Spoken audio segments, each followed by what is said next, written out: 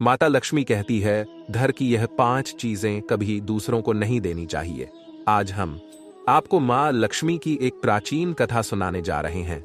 इस कथा के माध्यम से आपको पता चल जाएगा कि एक स्त्री को अपने घर की कौन सी चीजें दूसरों को नहीं देनी चाहिए। जो भी स्त्री यह चीजें दूसरों को दे देती है, मां लक्ष्मी उसके घर को छोड़कर चली जाती है। इसीलिए दोस्तों, आप इस कथा को पूरा जरूर सुने, क्योंकि आधा अधूरा ज्ञान घातक होता है। जो भी इस कथा को पूरा सुनता है, मां लक्ष्मी उसकी झोली खुशियों से भर देती है। तो चलिए बिना देरी किए आपको वह प्राचीन कथा सुनाते हैं। दोस्तों, पूर्व काल की बात है। मध्य देश में एक अत्यंत शोभायमान नगरी थी। उस नगरी में एक सुकन्या नाम की स्त्री, पतिव्रता नारी थी, जो सत्य धर्म का पालन करने में तत्पर और गृह कार्य में दक्ष थी। सुकन्या का स्वभाव अत्यंत दयालु था। वह सदैव दूसरों की सहायता किया करती थी। सुकन्या का पति संजय एक वैश्य था। उसकी अनाज की एक दुकान थी। वह बाजार में लोगों की जरूरत की चीजें बेचा करता था। सुकन्या नित्य पति से पहले जागती थी, अपने घर का आंगन को स्वच्छ करती थी, फिर रंगोली बनाकर आंगन की सजावट करती थी। उसके बाद वह अपने घर को स्वच्छ करती, फिर स्नान आदि कार्य संपन्न करके वह तुलसी को जल देती थी और देवी देवताओं का पूजन करती थी। इस प्रकार से वह रोज अपने नित्य कर्म करती थी। सुकन्या ने कभी किसी का अनादर नहीं किया। वह सभी के साथ मधुर वाणी में बातें करती थी। सभी लोग सुकन्या को देखकर कहने लगे थे कि यह तो साक्षात लक्ष्मी के समान गुणों वाली स्त्री है। यह अपने परिवार का कितने अच्छे से ख्याल रखती है। इसके अलावा सुकन्या धर्म करते समय कभी अपने हाथ पीछे नहीं खींचती थी। उसके द्वार पर जो भी याचक आता, वह उसे दान दिए बगैर नहीं भेजती थी। उसके द्वार से कोई खाली हाथ नहीं जाता था। जो भी भूखा उसके द्वार पर आता, तो वह भरपेट भोजन करके ही लौटता था, जिससे उसके द्वार पर आए हुए सभी याचक अत्यंत प्रसन्न होकर उसे आशीर्वाद देकर लौट जाते थे। इतना ही नहीं, सुकन्या अपने पड़ोसियों की भी सहायता करती थी। उसके पड़ोस में जो भी गरीब और दुखी लोग रहते थे, उन्हें भी पड़ोसियों को जो जो चीजें लगती, सुकन्या बिना विचार किए ही दे दिया करती थी, जिस कारण से सुकन्या के पड़ोसी भी उसका बहुत अधिक सम्मान करते थे। वे कहते थे, अहो, ये सुकन्या तो साक्षात देवी है। देवी साक्षात मां अन्नपूर्णा ने ही सुकन्या के रूप में जन्म लिया है। लोग जब भी सुकन्या की प्रशंसा करते, तो वे सभी उसके विषय में अच्छी बातें ही कहते। लेकिन लोगों की बातें सुनकर भी सुकन्या ने कभी घमंड नहीं किया। वह उन सभी को आदर और सम्मान से ही बातें किया करती थी। फिर एक दिन की बात है, सुकन्या की एक पड़ोसन उसके घर पर आती है। सुकन्या उसका स्वागत करती है और बड़े प्रेम से उसे कहती है, हे बहन, हमारे घर में तुम्हारा स्वागत है। आज किस कारण से तुम्हारा मेरे घर पर आगमन हुआ है?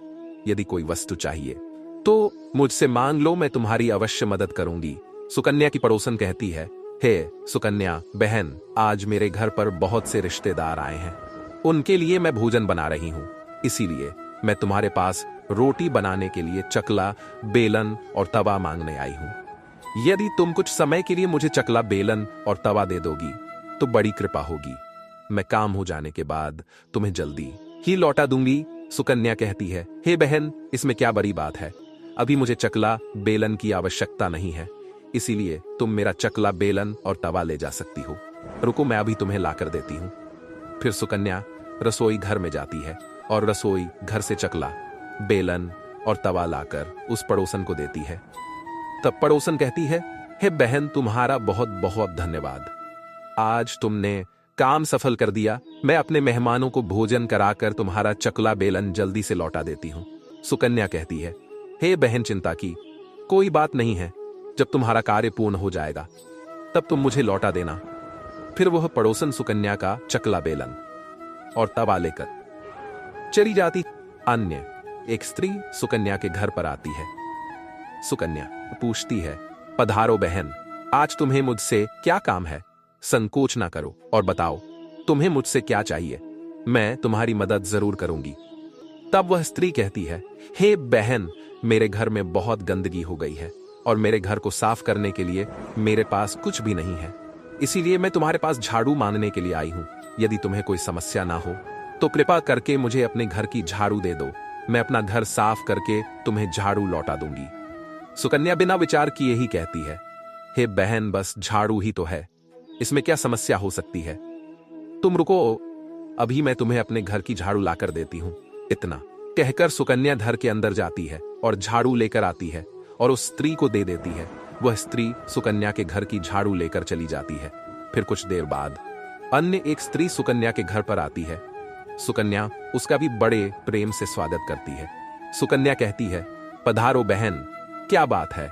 आज मेरे घर पर किस कारण से आना हुआ? तुम्हें जो कुछ भी चाहिए निसंकोच होकर कहो, मैं तुम्हारी सहायता करने का प्रयास अवश्य करूंगी। तब वह स्त्री कहती है, हे सुकन्या बहन, तुम बड़ी दयालु हो। मैंने तुम्हारे बारे में बहुत सुना है और तुम सभी की मदद करती रहती हो, इसीलिए मैं तुम्हारे पास एक छोटी सी मदद मांगने के लिए आई हूं। सुकन्या कहती है, हे बहन, संकोच ना करो, तुम्हें जो कुछ भी चाहिए मान लो। यदि मेरे बस में होगा तो मैं मना नहीं करूंगी, मैं तुम्हारी सहायता अवश्य करूंगी। तब वह स्त्री कहती है, हे सुकन्या बहन, आज मेरी बेटी को देखने के लिए लड़के वाले आ रहे हैं, इसीलिए मैं चिंता में हूं।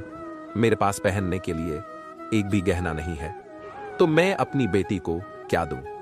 उसके पास पहनने के लिए अच्छे वस्त्र भी नहीं है, इसीलिए कृपा करके मुझे आप थोड़े गहने और वस्त्र उधार में दे दीजिए, केवल एक दिन के लिए।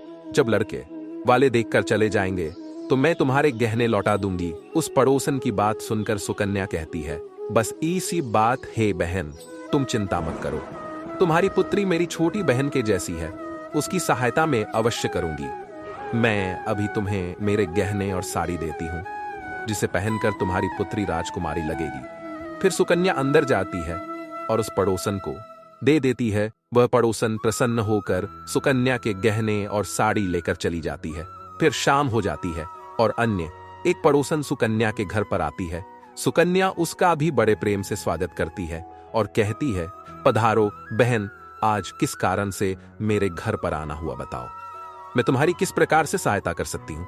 तुम्हें जो कुछ चाहिए निसंकोच होकर कहो, मैं तुम्हारी मदद जरूर करूंगी।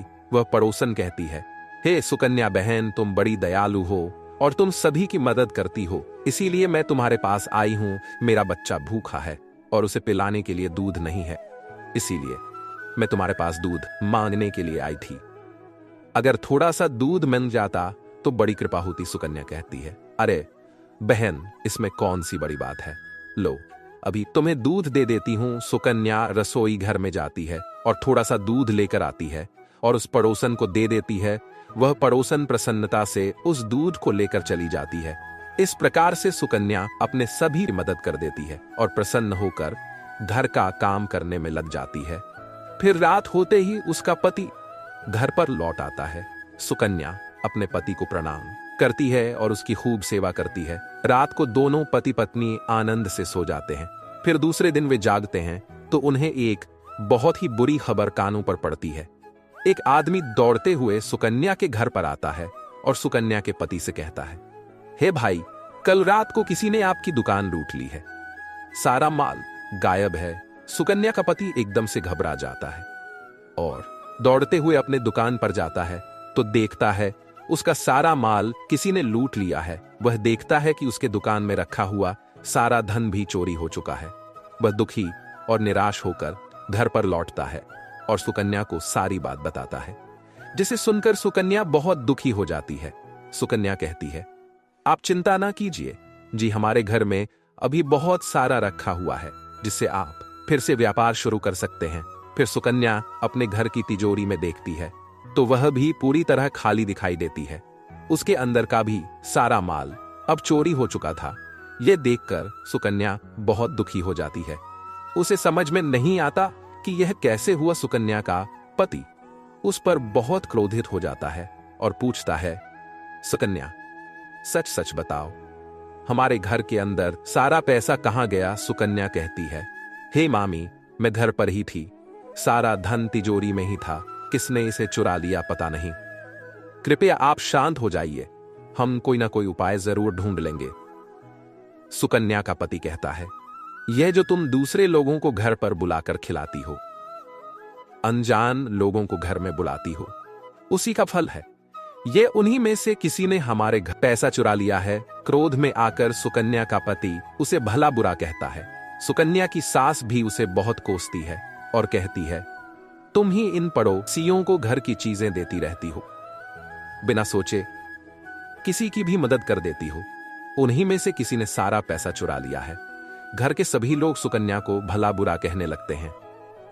फिर सुकन्या अपने पति को दिलासा देते हुए कहती है, हे नाथ, मैंने मेरे कुछ गहने हमारी पड़ोसन को दिए हैं, मैं उसके पास से गहने लेकर वापस आती हूं। फिर सुकन्या उस गरीब पड़ोसन के घर पर जाती है तो देखती है उसके घर पर कोई नहीं होता है। वह स्त्री भी घर छोड़कर सुकन्या के गहने लेकर भाग गई होती है। सुकन्या निराश होकर घर पर लौटती है और अपने पति को सारी बात बता देती है। सुकन्या की बात सुनकर उसका पति आग बबूला हो जाता है और सुकन्या को भला बुरा कहने लगता है। सुकन्या का पति कहता है, हे सुकन्या, तुम बड़ी मूर्ख हो, तुम्हारे ही कारण हमारा सारा धन वैभव चला गया है। तुम्हारे दान देने की आदत के कारण ही हमारे ऊपर यह मुसीबत आन पड़ी है। अब तू इस घर में नहीं रह सकती, तू अभी इस घर में नहीं रह सकती। मेरा इस दुनिया में कोई नहीं है, मैं आपको छोड़कर कहां जाऊं। सुकन्या का पति कहता है, तू कहीं पर भी जा, लेकिन अब इस घर में तू नहीं रह सकती। तेरे ही कारण मेरा सब कुछ बर्बाद हो गया है। तू इस घर में रहेगी तो बचा कुचा सब नष्ट हो जाएगा। सुकन्या अपने पति को हाथ जोड़कर विनती करने लगती है, हे स्वामी, ऐसा ना कहिए, मैंने कोई अपराध नहीं किया है। आपके बगैर मैं जीवित नहीं रह सकती। मुझ दासी को आप घर से मत निकालिए।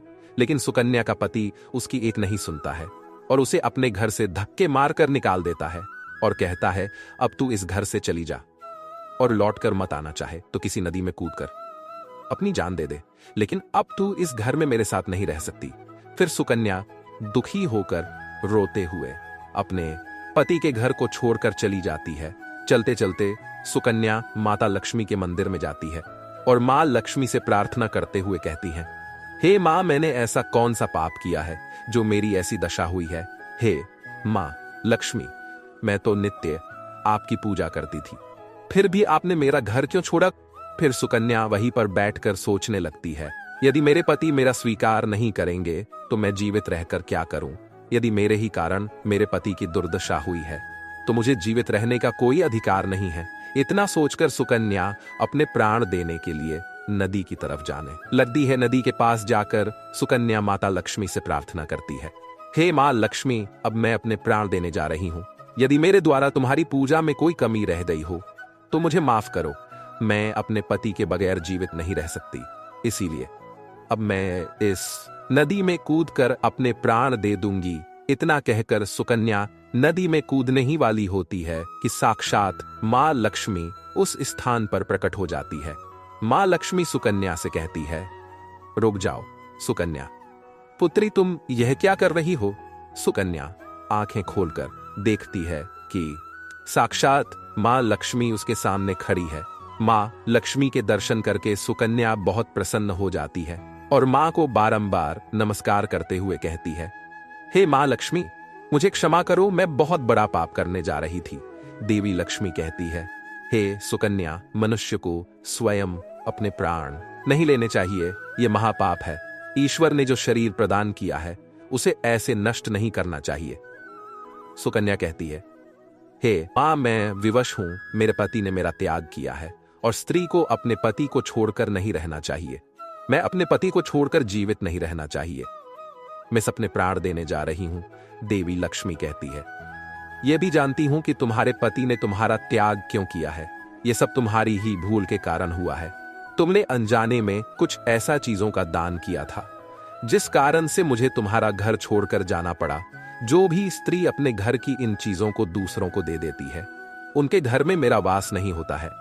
मैं उन वस्तुओं के साथ ही उनका घर छोड़कर चली जाती हूं। तब सुकन्या कहती है, हे मां, ऐसी वह कौन सी वस्तुएं हैं, कृपया आप मुझे बताइए, मैंने कौन सी वस्तु का दान किया जिस कारण से आपने मेरे घर का त्याग किया है। देवी लक्ष्मी कहती है, हे पुत्री, अब तुम ध्यान से सुनो, मैं तुम्हें उन चीजों के बारे में बताती हूं जो किसी भी स्त्री को दूसरों को नहीं देनी चाहिए। हे सुकन्या, सबसे पहली वस्तु है चकला, बेलन और तवा। किसी भी स्त्री को अपने घर का चकला, बेलन और तवा कभी दूसरों को नहीं देना चाहिए। रसोई घर में इन वस्तुओं का महत्व सबसे अधिक होता है। इन वस्तुओं की पवित्रता सदैव ही बनी रहनी चाहिए। इन्हीं वस्तुओं से भगवान विष्णु को प्रसाद बनाया जाता है और तवे पर है, इसीलिए इन वस्तुओं को हमेशा स्वच्छ और शुद्ध रखना चाहिए। दूसरों को देने पर यह अपवित्र हो सकती है और फिर इनका उपयोग करना अशुभ फल प्रदान करता है। इसीलिए सुकन्या, तुमने अपने रसोई घर के चकला, बेलन और तवा अपनी पड़ोसन को देकर पहली से बड़ी भूल की है। आगे मां लक्ष्मी कहती है, हे सुकन्या, अब तुम दूसरी वस्तु के विषय में सुनो। झाड़ू ही दे दी, जिस वस्तु में मेरा सदैव वास होता है, जो वस्तु मुझे सबसे अधिक प्रिय है, तुमने उसे ही दूसरे को दे दिया, तो फिर मैं तुम्हारे घर में कैसे ठहरती है। सुकन्या, जो स्त्री अपने घर की झाड़ू दूसरों को दे देती है, मैं उसके घर को त्याग देती हूं। झाड़ू से घर की स्वच्छता की जाती है और जहां पर स्वच्छता होती है उसी स्थान पर मेरा वास होता है। ध्यान में रखना सुकन्या, घर में झाड़ू को हमेशा छिपा कर रखना चाहिए। झाड़ू पर बाहरी व्यक्ति की दृष्टि भी नहीं पड़नी चाहिए।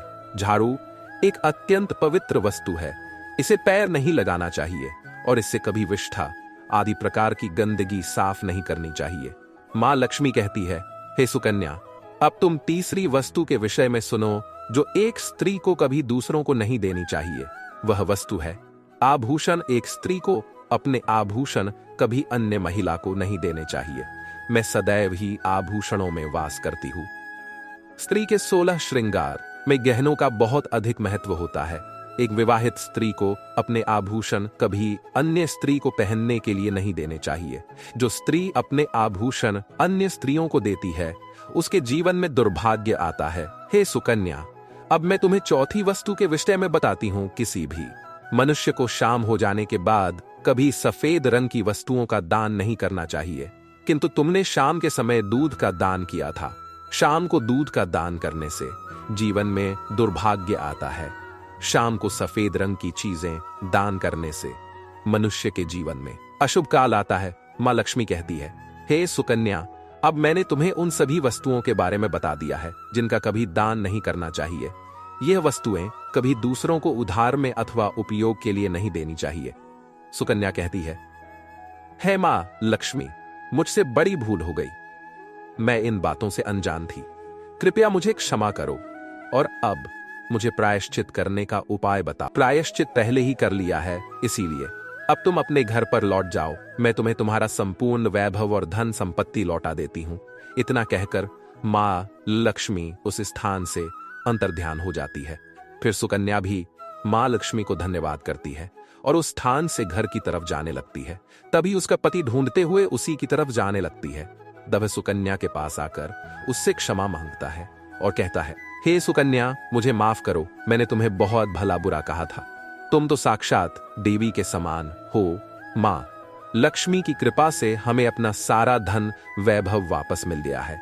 जिन लोगों ने हमारा धन लूटा था, उन सभी ने हमारा धन हमें लौटा दिया और तुम्हारा नाम लेते हुए क्षमा मांग ली है। यह सुनकर सुकन्या बहुत प्रसन्न होती है और अपने पति के साथ घर पर लौट जाती है। मां लक्ष्मी की कृपा से सुकन्या के घर में फिर से सुख समृद्धि आती है और उसके बाद से सुकन्या ने अपने घर की यह 4 चीजें कभी दूसरों को नहीं दी। तो दोस्तों, उम्मीद है आपको यह वीडियो अच्छी लगी होगी। वीडियो को लाइक जरूर करें और कमेंट में जय श्री कृष्ण लिखना ना भूलें। साथ ही चैनल को सब्सक्राइब जरूर करें। आप सभी का धन्यवाद।